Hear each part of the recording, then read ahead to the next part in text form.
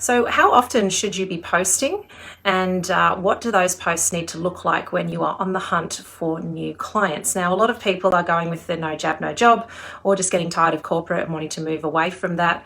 And so they're moving into doing their own online businesses and resurrecting those dreams that have been probably buried under many layers of busyness over the years.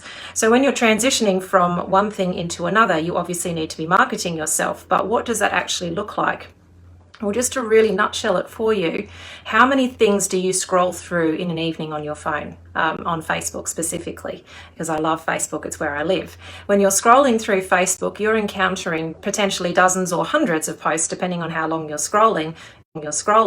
You're tired, it's the end of the day. Very rarely do people actually sit and focus on Facebook because I'm trying to find something that I really need. No, you're likely to go to Google and perform a search, and then it will magically, thanks to the algorithms, pop up in your Facebook feed, and there you go. It's how I find many of my marketing tools actually. I perform a search, I don't even bother with what I find, and then I just find what's a really good sales funnel in Facebook, which is really cool for me.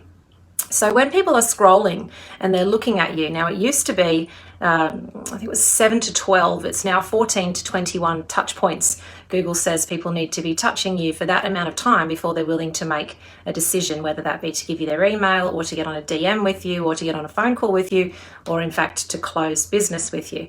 So if you have to get in front of someone that is tired and not really focusing and just scrolling endlessly between 14 and 21 times, that's a lot. And if you're really having to, create posts every single day, and it's got to look good and it's got to sound good and it's got to have the hashtags and it's got to have the call to actions and you've got to understand your ideal client, and it gets really exhausting.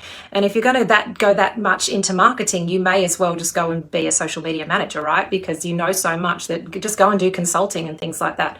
If that's not your jam and that's not what you want to do, here's a really great hack that I do, that I'm fully transparent with my clients that I do it.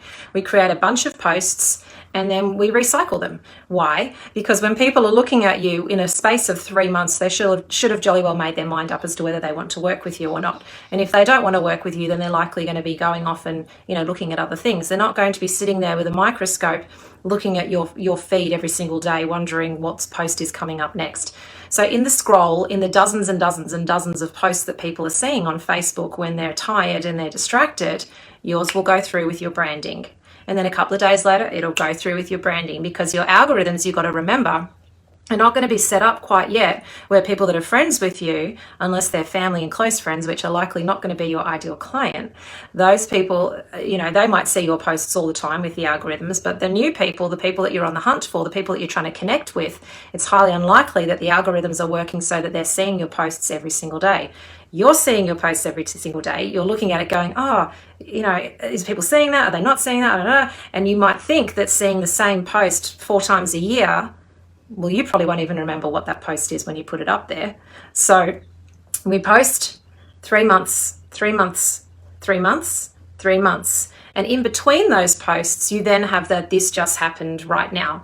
Took my child to the pool and we had a great day, just baked an apple pie. Hubby took me out to dinner, savoring a new wine, so that people can get to like, know, and trust you. But the overarching business related posts, that is your evergreen, that is what you're really good at, whether it be, personal coaching, or, it might be a dietitian, or you might, something else that's not going to change a whole bunch. You might learn little bits and pieces of new information from courses that you're taking and seminars that you're going to. Well, you can post that as a this just happened post. But your evergreen, your core business message is not going to change too distinctly from 3 months to 3 months to 3 months to 3 months.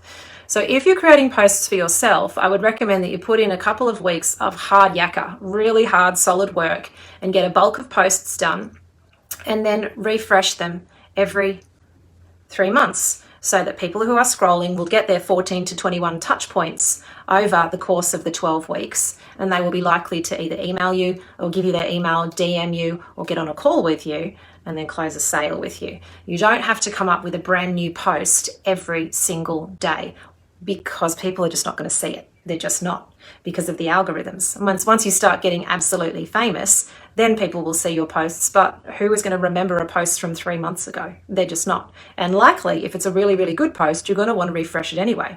So if you'd have a this just happened post, you would then say in 3 months' time, I'm reposting this because it's a really great post and you guys should read it. And then you're fully transparent that you're not losing any integrity. You're letting them know that you're reposting. You don't have to come up. Yes, content is king, but you don't have to come up with brand new pieces of content 365 days a year for the next 25 years of your life.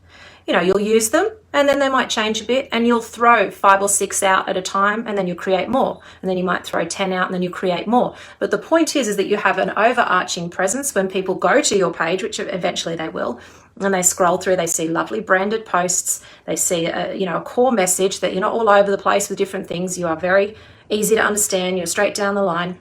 And then they can decide whether they are your ideal client or not, because it will resonate with them or it won't. And there are so many people on Facebook that you can afford to keep throwing out the line until you get that correct fish. You don't want to be, going after a little minnow if you can get a whale. So I hope that really helps you today. If you don't want to do your marketing, I'm very happy to have a conversation with you.